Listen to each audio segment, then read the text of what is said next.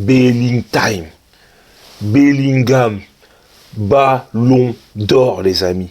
Ce mec-là est exceptionnel. Aujourd'hui, il a été au four et au moulin. Et il s'est posé et il a mangé. 11 points d'avance. Oui, les amis, victoire du Real Madrid lors du Classico 3-2. Et là, on va en parler tout de suite. On va parler de la compo vite fait avant de parler réellement du match. Parce que moi, je peux pas vous mentir, Carlo, les amis, quand j'ai vu sa compo, je me suis dit, ah, il a de l'audace, le mec.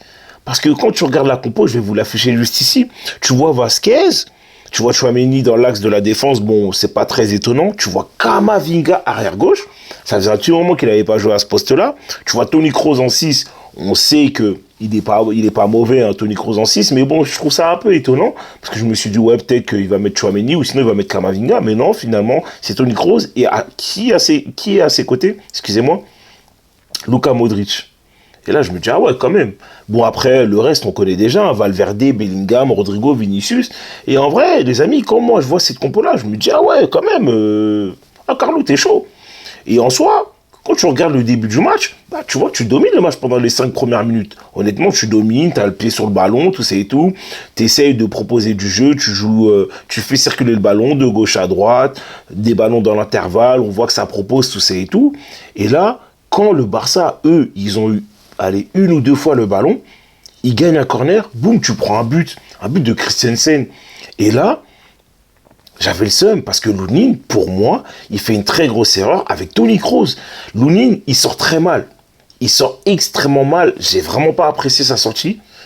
Et Toni Kroos, mais mon gars, il faut le gagner ton duel de la tête, il faut sauter, frérot. Et après ce but-là, je me suis dit, ah non, on va pas commencer. Mais après, je vois qu'en fait, finalement, voilà, on continue toujours à dominer, hein. De manière générale, on essaye de proposer quelque chose, du jeu, tout ça et tout. Il y a beaucoup de mouvements, et ça, j'ai bien aimé, il y a beaucoup de mouvements. C'est dommage qu'on ne soit pas assez tranchant sur les mouvements, tout ça et tout. Et là, au bout d'un moment, on ne sait pas ce qui se passe. T'as Lucas, Cafu, Vasquez, il rentre dans la surface de réparation, il élimine, il provoque un penalty.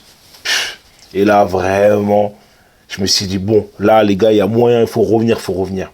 Donc, penalty, très bien tiré de Vinicius. J'avais un peu peur, je ne vais pas vous mentir, j'avais un peu peur, mais il le tape comme il faut. Il y a but. Et là, tranquille, rebelote. Et voilà, en vrai, pendant toute la première mi-temps, on les domine. Eux, ils ont extrêmement peu le ballon, mais par contre, moi, il y avait vraiment un truc qui m'inquiétait énormément à chaque fois qu'ils avaient le ballon, c'est qu'ils jouaient beaucoup du côté de Lamine Yamal. Et Lamine Yamal, on va pas se mentir, il a rempli Camavinga. Et Camavinga, sa première mi-temps, j'ai pas du tout kiffé parce qu'il a beaucoup subi, mais même en dehors de subir, je trouvais qu'il n'était pas intelligent sur son placement et même sur cette manière-là de défendre. Normalement, quand tu défends face à Lamine Yamal qui va beaucoup plus vite que toi, anticipe en fait. Anticipe parce qu'on voit tout de suite, que les mecs ils vont jouer vers lui, qui vont lui envoyer des ballons dans la profondeur. Toi, tu sais qu'il va plus vite que toi, anticipe, pars avant lui et surtout ne te jette pas parce que tu sais très bien, c'est soit le mec va te dribbler, soit il va faire une passe, soit il va essayer de tirer. Bref, tu comprends le délire. Sinon, en dehors de ça, pendant toute la première mi-temps, réellement, je n'ai pas été inquiet. Parce que le Real Madrid avait le pied sur le ballon, il dominait son sujet. Le Barça ne faisait pas si peur que ça, hormis sur les coups de pied arrêtés, notamment les corners. Vraiment, sur les corners, Lunin, et même la défense de manière générale, on n'a pas été bon, c'était super inquiet. On se faisait caca dessus, je comprends pas. On était vraiment pas bon sur les coups de pied arrêtés. Ensuite, en deuxième mi-temps, le Real Madrid rentre trop mal dans son match. Le Barça, là, commence à mettre le pied sur le ballon. Il commence à nous dominer sur tous les duels en 1 contre 1. Vraiment, il propose beaucoup de jeux dans la verticalité. Il nous faisait vraiment mal. C'était vraiment ric-rac par moment. Ils ont eu pas mal de situations de but. Je sais pas s'il y avait de la fatigue au niveau des gens, parce que voilà, faut pas oublier que Bellingham a joué, que Toni Kroos a joué, Valverde a joué, Rudiger a joué. Donc, je sais pas réellement c'était quoi le souci, mais en tout cas, on a très mal entamé la deuxième mi-temps. Après, voilà, au fur et à mesure du temps, on a essayé de proposer, on a essayé de récupérer le ballon assez haut. Le peu de fois qu'on l'avait, franchement, on n'a pas été tranchant et c'était vraiment dommage, notamment à l'image de Vinicius. Vinicius, Déjà, en première mi-temps, il avait raté beaucoup d'occasions, des trucs où normalement tu dois la mettre, mon gars, tu dois finir. Et là, en deuxième mi-temps, le peu de ballons qu'il avait, je trouvais qu'il n'était pas assez tranchant, il n'était pas assez finisseur, il faisait pas assez mal, il faisait pas assez peur. C'était vraiment dommage. Et là, au bout d'un moment, t'as Lamine Yamal, encore une fois, qui est au départ de l'action de but de Fermin Lopez. Le mec t'envoie un centre aux 5,50 m, et là, Tchouaméni, il est archi mal placé. Tchouaméni, il est archi mal placé sur le positionnement du but. Vraiment, ça m'a saoulé, j'étais énervé. Et là, après ce but-là, je me suis dit, non, les gars, on peut pas perdre ce Classico. T'as moyen de prendre 11 points sur le Barça. Tu peux pas perdre ce Classico. Et là, quand je dis ça, quelques minutes après, Vinicius, il délivre un caviar à Lucas Vazquez, les amis. Mais oh là là, mais c'était incroyable la passe. Vraiment, j'ai pété les plombs. J'ai pété les plombs. Vraiment, Vasquez, sur ce match-là, il m'a choqué. Le mec, il nous a fait du cafou. Il était partout. Devant, derrière. Il dédoublait. Il a tout fait. Il a tout fait sur ce match-là. Mais franchement, il faut relever quand même la passe incroyable de Vinicius. Vraiment, le ballon contourne toute la défense. Vasquez est tout seul. Il te met un plat du pied en dessous de la barre. C'était incroyable. Mais vraiment incroyable. Et là, tu vois qu'on pousse. Il fallait que Lucas Vazquez délivre une passe pour Rossellou. Rossellou laisse passer le ballon en dessous.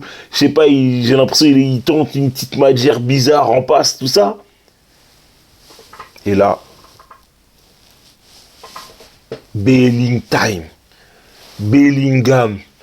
ballon d'or, les amis. Ce mec-là est exceptionnel. Aujourd'hui, il a été au four et au moulin. Et il s'est posé et il a mangé. Le mec nous l'a fait au match aller. Lors de la victoire 2-1. Mais c'est un poison. Ce mec-là, les amis, c'est un poison. Il est exceptionnel. Ce match-là, vraiment, il a été partout. Il a récupéré énormément de ballons. Énormément de ballons.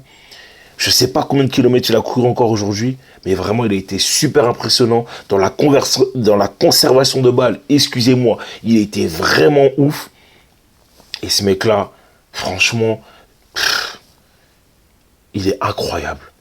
Il est incroyable, il est exceptionnel. Et je pense vraiment, il faut le relever, il faut le dire et le redire.